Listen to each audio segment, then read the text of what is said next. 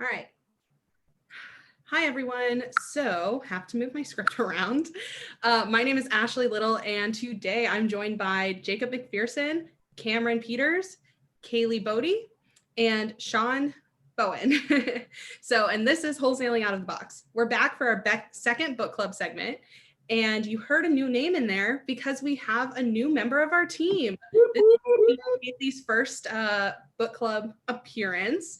If you're listening in order, her interview would have premiered last week. So you can go back and listen to that for some more information about her. But it's going to be like the first time she gets to dig in and really talk real estate with us. So we're super excited. But back to book club stuff. A few months ago, when we started plotting out what the podcast was going to look like, I thought it would be a good idea for everyone in our company to read Traction by Gino Wickman. And then we could jump on here and discuss it and kind of go over it. It would be a 1-episode thing. We'd get some new ideas for our business and then move on. Well, in true wholesaling out of the box fashion, it did not turn out that way. 2 hours into recording, I realized we had only done 2 chapters and that we were not going to be able to get that through all of that book in 1 episode. So we split it up and did chapter by chapter. And honestly, it was probably one of the best things that we could have done for our business. We got so much out of that book, and we're really starting to dig into it now and plan out what 2021 looks like for us individually and company-wide. But with that being said, our new book for book club has some pretty big shoes to fill, but I have no doubt it will live up to the challenge, and that is because it is Never Split the Difference by Chris Voss. Chris was an FBI negotiator and has since taken his skills and put them out to the business world to help learn how to better negotiate and to grow your business. Shawn has been a fan of this book for a while and regularly references it with sellers, buyers, the group, and even us. So over the next 10 weeks, we're going to go chapter by chapter and discuss all of Chris's techniques and how they can help us, and more importantly, you, learn how to be a better negotiator and make your business better. So Shawn, go ahead and take it away. What's up, guys? Welcome back. Thanks for joining us again. As we said before, we're just going to dig in here and get going. So chapter 1, we're talking about what is the goal? When you're talking with sellers and you're talking with buyers, what is your goal in the conversation? People want to be understood and accepted. Our 2 primal urges are the need to feel safe and secure, the need to feel in control, listen intensely, demonstrate empathy, show a sincere desire to understand, and what the other side is experiencing. So as we go over this, I think I want to talk about the ones that I really catch a lot are understanding and being accepted. This is a massive piece of any discussion, right? We have 2 ears and 1 mouth for a reason. And that is so that we can listen more and talk less, because majority of the time people want to be heard. With that is coming acceptance. They want you to understand them. They want somebody to be on their same side, right? So when real estate, we talk about this a lot, which is I ask a few questions, I shut up and let them talk. Because more than not, the people that will talk to you will give you more information that you're about to ask anyway, right? So this is a big, big piece of this. The 2 primal urges is to feel safe and secure. I like to go with the ones that I remember the most is trust, like, and believe. If that person is trust, like, and believe in you, then it will make them feel as though they are safe and secure, because they should be. If you're a good person, you're doing good business, then this conversation should feel safe and secure. And then, of course, they need to feel in control. So this is a really good conversation by allowing them to take control of the conversation so that subconsciously they're going in the direction you need to go, right? Which is getting through some questions. In this case, we're talking about the home, right? What's going on with it? You know, why are they selling? Let all that start to come to a head. And we can get down to the details later, right? We can talk about bed, bath, and square footage. We can talk about repairs, but all of this in the beginning is more important to understand why they want to sell so that we can use those pieces.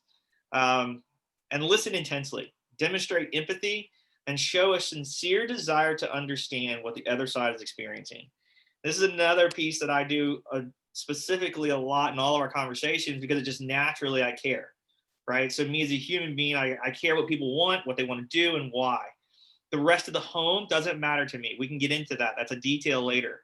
I care more about them. I care more about what I can do to help them, right? And everybody understands what that feels like when it comes through. If you're not genuine, that comes through. If you're fake, that comes through, right? So those are the pieces that we're going to talk to, and we're going to go around the group. So let's start. I got on my screen, I got Jacob at the top. So let's start up there and see what you say. What do you feel about this chapter? Is he frozen? He is frozen. All right. Is he back? Not yet. Nope. All right. Let's go to Kaylee. Let's talk with you and what you feel about this chapter and how it, resonated with you. I thought it was a good introduction to listening and how you're listening and what you're listening for. And really hone in on my problem is I often am like most people, I listen to know and I have in my mind my response. So I'm not really listening to everything that person says. So this was a really good way to learn how to tweak that and listen more. Cool. And then how about the safe and secure part? Oh, well, yeah. So I agree with you. The person has to trust you in order to even move forward, to find out the real purpose or the real goal, to get to your real goal of the call. So that is about making them feel safe and secure, letting them know you are listening by like repeating what they're saying or paraphrasing what they're saying to make sure, so they'll know that you understood them. Nice. And then the last piece was show being sincere and the desire to understand. Anything specific on that piece? Pretty much the same. I think I'm a naturally empathetic person. So the part about being empathetic, that was just resonating with what I already do. Okay. But yeah. Awesome. All right. Let's go over to Jacob if he's back. Yep. Yeah, so sorry about that, guys. Naturally, my internet, how it is almost every single time. Apparently, it doesn't matter which location I'm at. So the first thing that comes to mind when I think about this is actually it's a quote that I heard a long time ago. And if anybody has ever read The 7 Habits of Highly Effective People by Stephen Covey, then you have likely heard something similar, and that is seek to understand, then to be understood, right? So the idea is always listen first. I totally went for again, didn't I? New house, same internet connection. All right, so we're gonna get Jacob to fall out of here for a second, come back. Let's go to Cam, and let's talk about what your thoughts were on this chapter. Yeah, so I was gonna go back to a quote. It's not the same quote as Jacob's, but nobody cares how much you know until they know how much you care. So that's an old military. I believe that's from Teddy Roosevelt, and that's an old one that's always passed through the military. And so I've always taken that approach with sellers. It's taken some time to get there, right? To show them how much you care and just to listen. And I always think that everybody, whether they're used to being in control or whether they're usually not in control of their life, right? Or their situations, they want to be in control. I think everybody wants to be in control. So to sit back and let them talk, right? And kind of what Shawn mentioned, usually you'll be looking to uncover 20 pieces of something, right? And if you just ask one question and a couple mirrors or a couple frames, right? You're going to get 15 out of those 20 questions answered without even asking those questions. It's just going to come. So, in the beginning, in the first part of the conversation with anybody, but definitely sellers, you want to put them in control, let them be in control, let them drive, and let them feel safe and secure. And they need to start liking you, like Shawn was also saying with the trust, like, and believe thing. So I would go back to nobody cares what you know until they know that you care. They're not listening to you about what you know. until you're eye to eye and they get that you actually care and you want to help them with their problem. Awesome. Ashley? Well, let's go back to Jacob because he wasn't done yet. You were talking about better to understand than to be understood. Yeah, so the idea, it's Stephen Covey, and it's the 7 habits of highly effective people. And habit number 2 is seek first to understand, then to be understood. So it's the idea that you're always trying to understand, listen intensely, right, to what the other person is saying, so that they feel safe and secure and they feel like they're in control of the conversation because you're the one that's doing the listening. Historically speaking, in any conversation, the listener actually has the most power. I don't think that very many people think that initially when they're in conversation, but that is 100% true because you're the one that's gathering all the information. And while you're doing that, you're also making the person who's talking feel comfortable with you. Because the number one thing that people want to talk about is themselves, right? So people love to talk about themselves. When you're talking about rapport building, it's one of the easiest things you can do is to ask people about themselves and how you can help them. And that's how, I think that we can all agree, that's how we start off every single conversation with a seller. It's not always just jumping straight to business, unless you get a seller like that, and there are those guys out there. But for the most part, we're all just trying to understand, hey man, what's going on and how can we help? So before we even start deep diving into what our solutions are and how we may be able to go about that.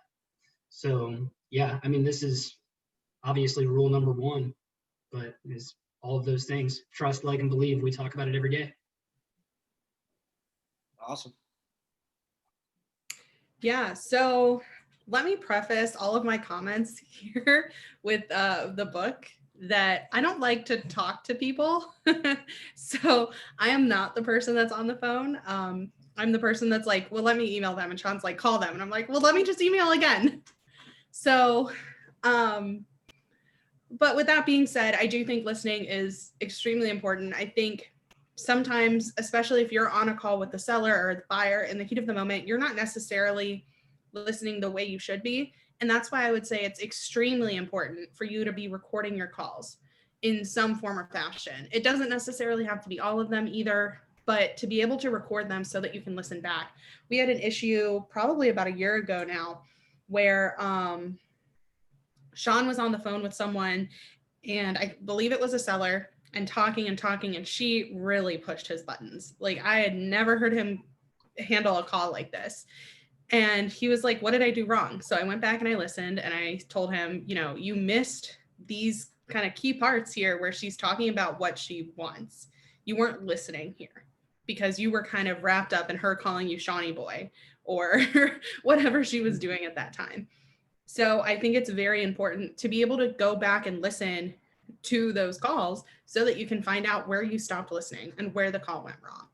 Or even if it's with buyers, or to help yourself get better with all of these training techniques that you'll see throughout the book here. Especially because in this business, even though, or any business, you may be trying to make money, it's not always about money. We had a seller recently that was very concerned about a chandelier. She wanted the house sold, but then she was like, well, I really need to be able to get this chandelier out of the house, but I don't know how. And so hearing that and saying, oh, it's not about, her getting an extra $5,000. How about I tell her, okay, we can only get you this, but I'll come over there before the house closes and I'll take the chandelier down for you and help you pack it up and go from there.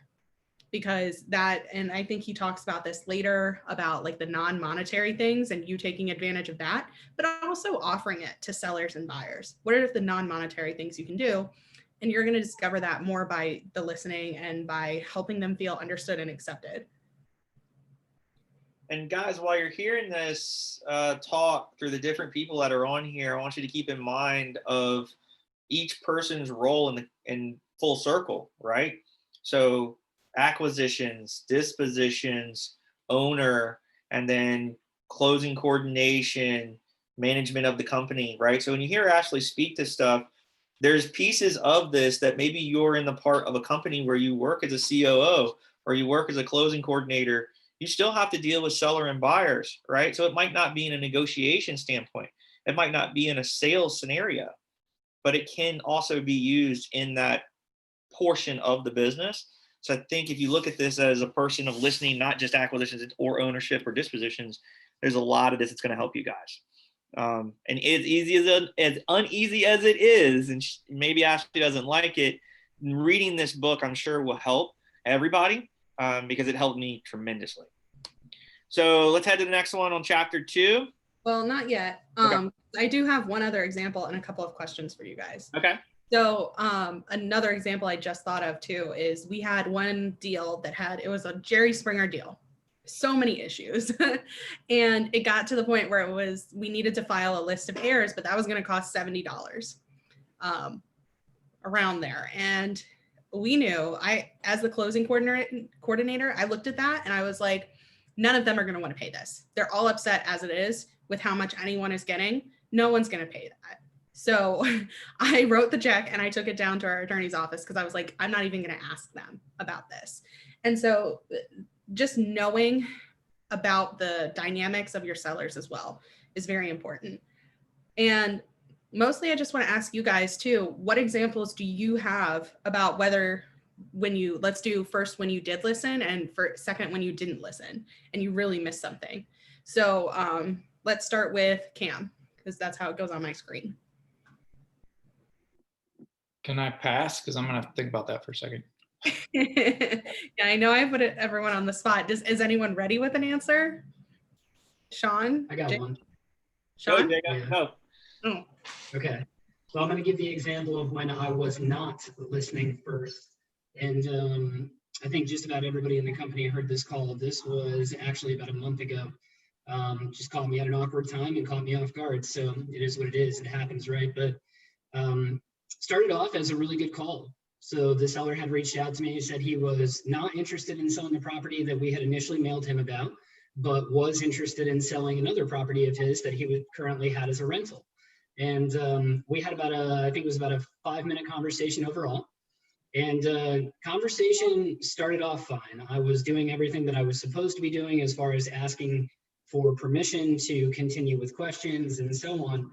And there was a point in the conversation where this guy was very much just give me a number, right? And we'll go from there. And I missed that.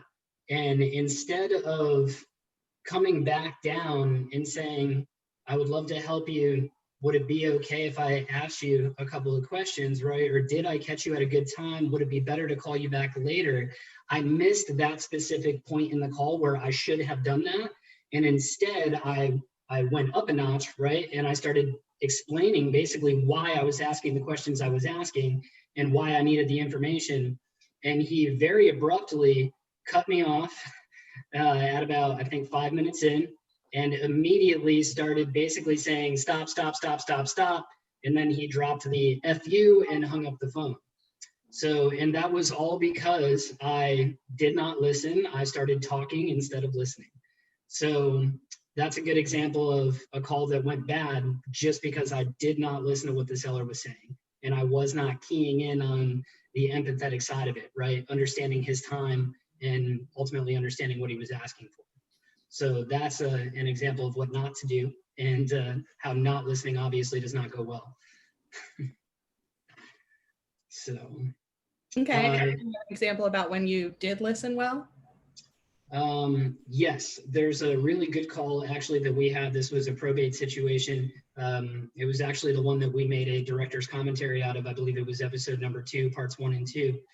This particular seller, when we had initially started the conversation, I did not jump straight to business. I jumped into, can you tell me what your situation is and why you're selling, right? Again, asking for permission, giving control, making them feel safe and secure. And he actually ended up coming right out and saying, you know, every other person that has called has jumped straight to business and I've literally hung up on them, and you can imagine how that goes. And he said, with you, I feel very comfortable, and yes, I would be willing to meet you out at the property and to discuss more about selling.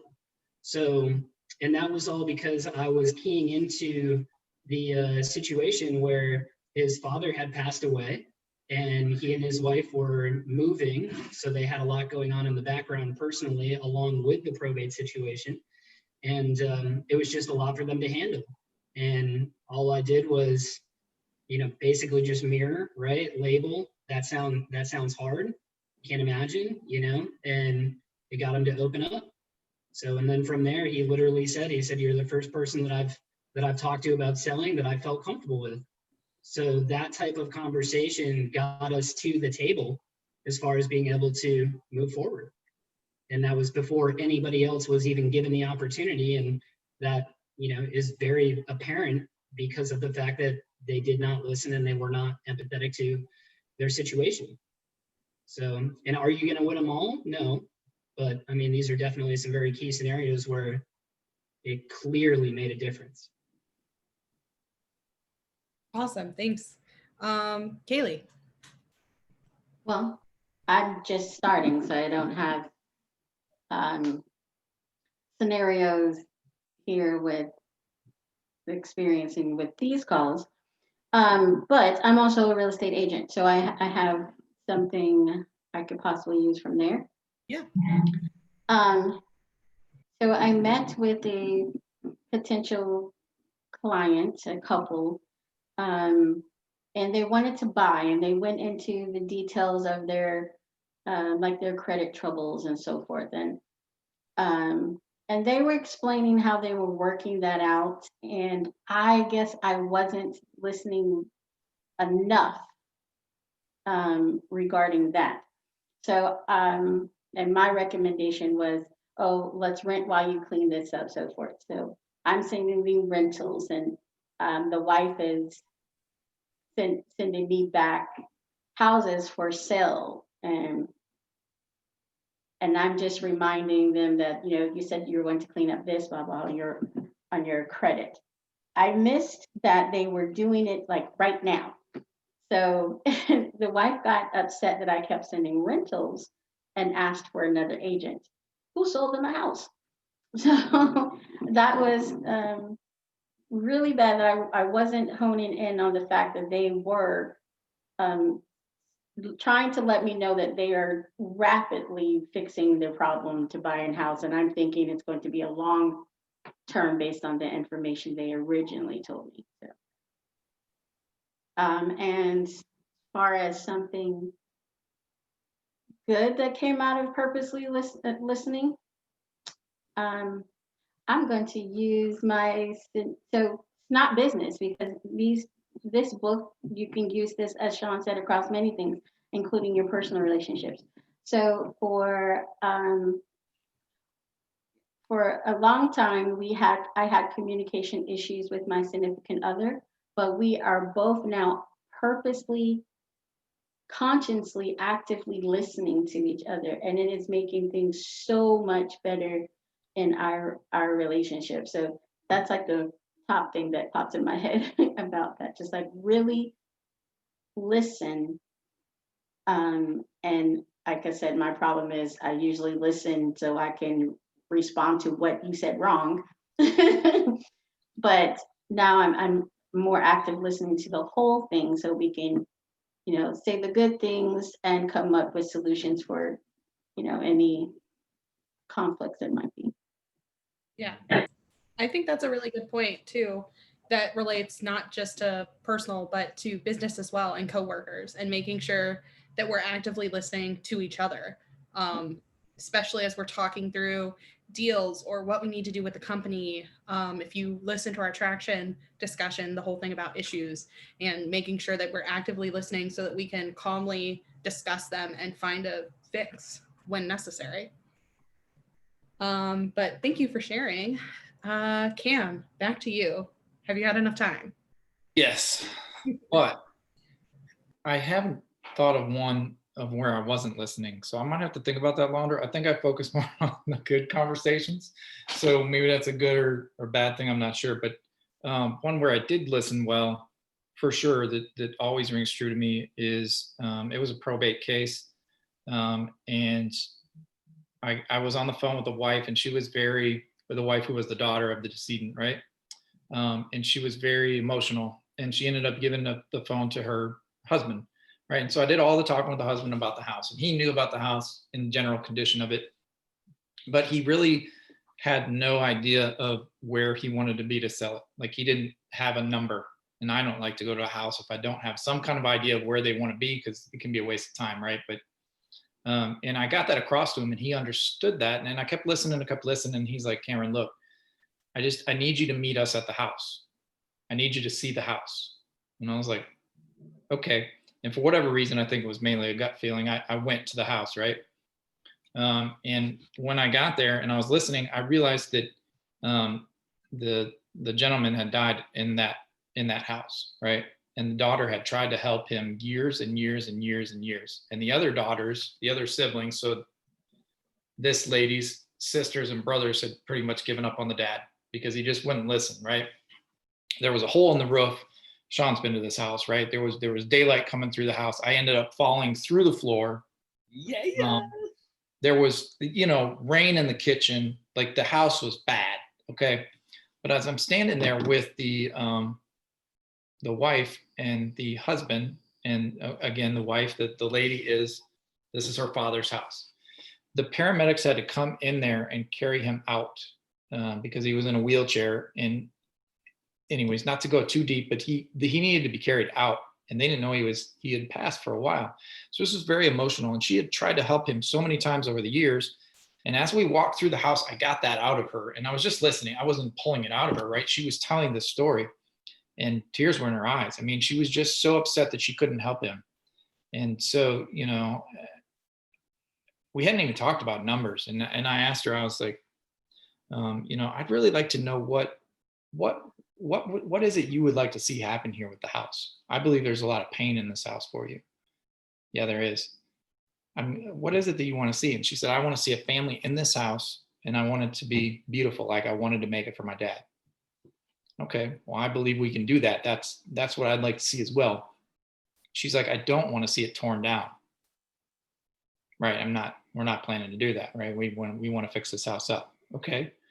And so at the end of the day, the numbers didn't matter. And they ended up saying that the numbers don't matter to us, but here's what we need, X amount of dollars. And as it turns out, I was going to offer more than that, what they needed. So we agreed, on what they needed. And that turned out to be a beautiful house and my largest wholesale fee to date. So that was really one of the best times, because at the end of the day, she couldn't talk to me on the phone at first because she was so emotional. She could barely talk to me in the house. And then I understood that she tried to help her father out so many times and he just refused. And this really hurt her. And she asked, and I did, I followed up with her. She asked to follow up to look at the pictures online of the house. And she did. She was super happy. And she's like, I don't care how much you make on the house. I want to see what it looks like when it's done. Awesome. So that's I guess I'll have to think about a bad one, because those ones that stick with me, not the bad ones. I mean, but that's super important though, to be able to help the seller. And on that one, you got a large fee, but we've taken minor fees because the important part is listening and trying to help the seller. If we contract up with someone, we are going to do everything we can to help them. Even if sometimes that means we get $2,000 or $3,000 at the end, if that. But yeah, so do you have any bad ones? Or do you go to Shawn and come back? Yes, please. Okay, Shawn. Good and bad? Oh man, I've been in this business for 10 years. I could give you all kinds of bad ones and good ones. But I've always had one specific bad one stick out to me, and a really good one that's never going to go away. So one bad one was when I first got into the industry, and I come from a contractor's background, right? So I was in the mindset of hard knocks, talking trash, never listening at all. And the first deal I actually got under contract was almost an accident, and it was maybe a blessing, but also you definitely were not listening, right? So I missed, this deal I made like $5,000 on, but I missed it by almost $10,000 because I was not listening to the seller. Again, Kaylee, like you said, I was on my own agenda. I was on my own path. I was on my own where I want to go, what I want to do, what's going to work for me. And I remember that as clear as it was yesterday. And it's crazy, right? The ability to focus is more important than it is to, again, listen, shut up and listen. because I made the guy an offer before I had asked any questions. And he came right out of his mouth and was like, yep, that works. And I was too naive then to know any better, but he was, and got through it, signed paperwork, whatever, and comes back and says, just to let you know, like, I was probably about another 10 grand lower than what you offered. And it just punched me in the gut, you know? It's like, God, you're so stupid. But you don't know what you don't know. So massive problem there, right? Massive issue. Had to overcome it, like whatever. So that was one of my issues of not listening. One of my favorites of listening, and a good one that came out of it, was we deal a lot. I think if a lot of people listening to this podcast or listening to this show specifically are hearing us talk a lot about estates, right? Because it's one of our primaries. It's one that we get a lot of leads on. So like we speak it to it because we talk about it and we're around it a lot. So one of the ones that I feel like just it kind of like hits you right in the heart, right? And you're like, oh, was we were able to work with a seller, but their biggest issue was an animal, right? They wanted this animal to be able to go to a home because they couldn't do anything for it, right? Older animal. It basically inherited the animal from the person that passed away. But it mean a lot to them because, you know, they grew up around it and all this other stuff. So it's a family member, right? It's a family member. It's a piece of the family. So they asked us, is there anything we could do to get this animal into a home, because they had no ability of keeping it. They had no ability of taking care of it. You know, they had no way of doing that. So we were like, we can try, but I can't like guarantee it, right? So the best part about this was that it's an animal that I do not like. And I am not a cat person, right? So this was a cat, and they wanted us to take care of this cat, right? So we, at the time, this was like way back in the day, like Craigslist days, you know, like, and I put an ad out for like, hey, older animal needs a home. Lo and behold, this older gentleman came to us and saw the ad and said he would home the cat, right? So he was, I don't know, I don't think cats take care. I don't know. I don't like cats, so I can't say they take care of. I think dogs take care of you. But this, come to find out, this was a piece of this guy, what he needed, right? He had a little bit of dementia, but the one thing he needed was comfort. He needed to have an animal, something around, something to be part of, and like love it, love him, you know, whatever. So lo and behold, the whole end of this was like actually getting through and helping, was listening to the sellers talk about this animal being that's their why, right? And getting the animal into somebody else's hands that actually needed it, right? And came to be this huge outcome that was just like, oh my God, you've got two things that massively happened here, which is you were able to help somebody get an animal into a new home. And then this guy was able to help him because he had this like, I need to hold something, care, nurturing type feel. And it was awesome. You know what I mean? So those pieces, those two things are the big, like, I know they're totally opposite ends of the spectrum, but I mean, it's probably the two most that stick out to me when you talk about the worst and the best, right? They're just really good. So those are mine too. Those are awesome stories though. Cam, have you thought of one? Yeah, I have. So I was So about to say, you had one bad call today that you were telling us about, so you could theoretically use that. yeah, but no, I got a better one than that. So this was probably quite a while ago, and I was driving, and I remember I was driving in Norfolk on the interstate, and I believe my family was with me because I was talking to somebody. And it's one of those situations where sometimes the phone rings and you shouldn't answer the phone, right? And I made that mistake, right? I was distracted. Not that anything bad mood or anything was going on, but I was distracted. And so I got on the phone with this guy, and he said, yeah, you sent me this letter, and you know, what's the deal? Property, you want to buy the property? Yeah. Can you ask you some questions about that? Why are you selling? I don't need it anymore. You know, this and that. I don't know. Might do this with it. I don't know. You know. So I took down I asked him some questions, right? And asked him about this and asked him about, you know, this. And he's like, I don't know. You probably could build a house there. Oh, okay. You know, you knock down the house that's there. And apparently he said, no, it's a vacant lot. But apparently I missed that completely. And so I kept talking to the guy, right?